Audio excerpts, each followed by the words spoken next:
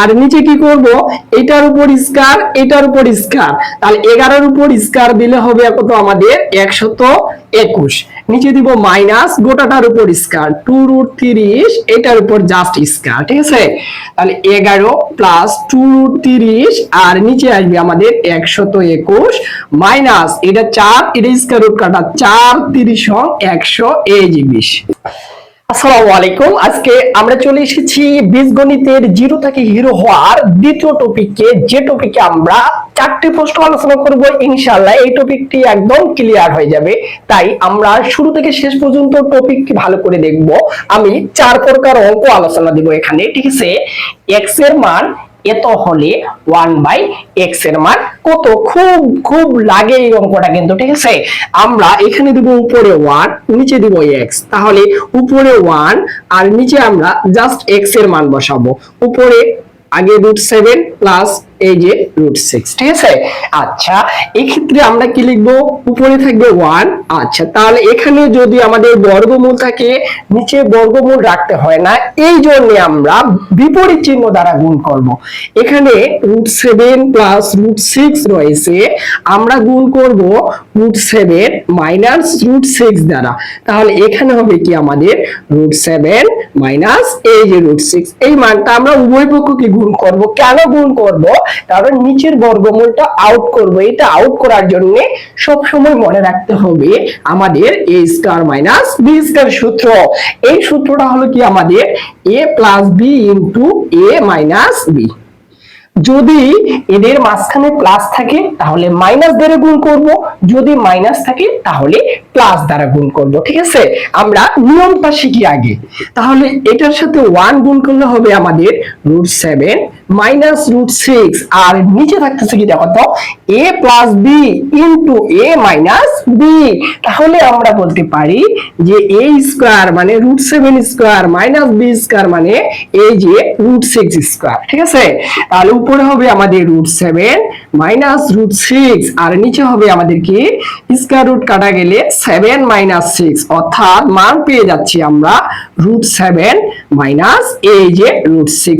তাহলে আমরা সহজে এমসিকিউর জন্য বলতে পারি, কি বলতে পারি, যদি x এর মান এটা থাকে তাহলে 1/x এর মান হবে এই যে এইটার মাঝখানে ওই মানটাই হবে, মাঝখানে হবে বিয়োগ আর নিচে হবে কি তাদের বর্গের অন্তর, তাদের বর্গের অন্তর।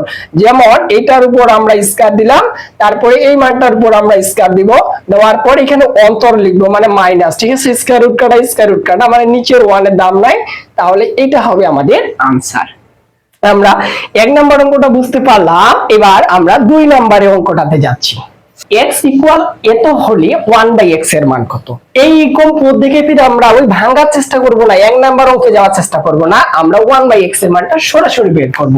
উপরে দিব 1 নিচে দিব x, তাহলে উপরে 1 নিচে আমরা জাস্ট এই মানটা বসাবো 3 প্লাস 2√2। এখন কাজ কি, উভয় পক্ষকে প্লাস চিহ্ন আছে মাইনাস দ্বারা গুণ করা, তাহলে 1 গুণন 3 মাইনাস 2√2 আর নিচে হবে কি 3 প্লাস 2√2 ইনটু 3 মাইনাস 2√2, ঠিক আছে।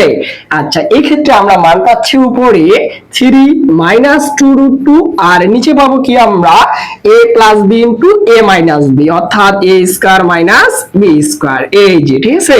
উপরে থাকবে 3 মাইনাস 2√2 নিচে থাকবে 9 মাইনাস এইটাকে স্কয়ার করলে এটার মান আসবে 8, 9 থেকে 8 বাদ দিলে 1 থাকে নিচের 1 এর দাম নাই, आंसर পেয়ে গেলাম আমরা 3 মাইনাস 2√2, 3 মাইনাস 2√2। তাহলে এটা যদি প্লাস হয় এটা আসে মাইনাস আর নিচে কি হয় তাদের বর্গের অন্তর, তাদের বর্গের অন্তর, ঠিক আছে।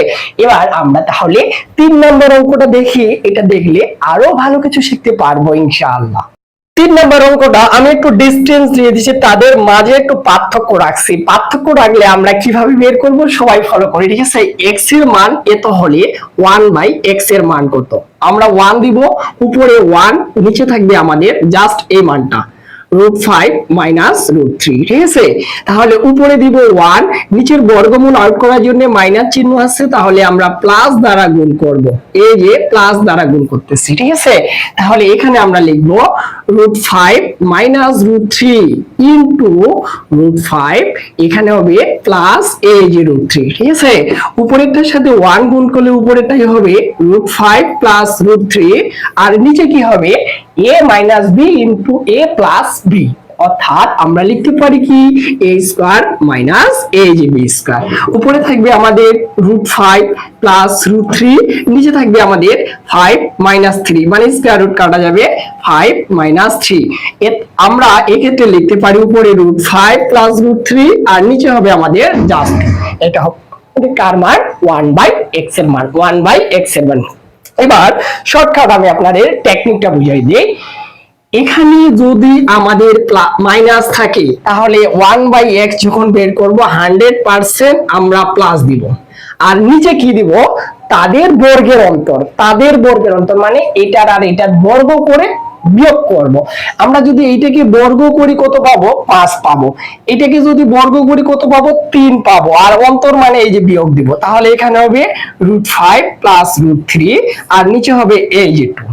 যদি এখানে পার্থক্য ভালো করে মনে রাখতে হবে, এটার আর এটার পার্থক্য যত হবে নিচে তত বসবে, ঠিক আছে। শর্টকাট হিসাব এখানে যদি এরকম থাকে √11 প্লাস √8, এখানে পার্থক্য কত 3, তাহলে 1/x এর মান বের করলে হবে √11 মাইনাস √8 আর নিচে এই যে জাস্ট 3। এটা হলো শর্টকাট নিয়ম, যে নিয়মটা আমরা এমসিকিউতে ব্যবহার করতে পারবো, ঠিক আছে। এবার যে অঙ্কটা আমরা নিয়ে এসেছি এই অঙ্কটা হলো কি আমাদের x ইকুয়াল টু এ তো হলো 1/x এর মান কত, আমি শর্টকাট বুঝিয়ে দিব এই অঙ্কটা, আর বিস্তারিত বুঝাচ্ছি না।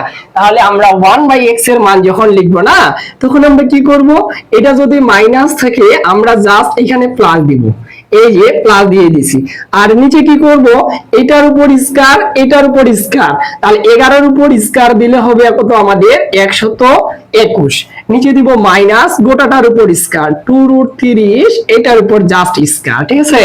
তাহলে 11 প্লাস 2√30 আর নিচে আসবে আমাদের 121 মাইনাস এটা 4 এটা স্কয়ার রুট কাটা 4 30 100 এই যে 20, তাহলে 11 প্লাস 2√30 ডিভাইডেড জাস্ট এই যে 1, নিচের 1 এর আর দাম নাই, তাহলে এখানে যদি মাইনাস থাকে আমরা কি করব এখানে প্লাস দিব, আর নিচে কি বসাবো তাদের বর্গের অন্তর, তাদের বর্গের অন্তর। তাহলে যাই হোক আজকে আমরা দ্বিতীয় টপিকটি আলোচনা করে ফেললাম, ইনশাআল্লাহ পরবর্তী টপিক আসতেছে আরো দারুণ ভাবে, ঠিক আছে। এই টপিকটি পেতে আমার এই পেজটি ফলো দিয়ে প্রত্যেকটি ভিডিও শেয়ার করব, তাহলে খুব ফাস্ট আপনি এই ভিডিওগুলো পেয়ে যাবেন। ধন্যবাদ, আজকে এই পর্যন্ত।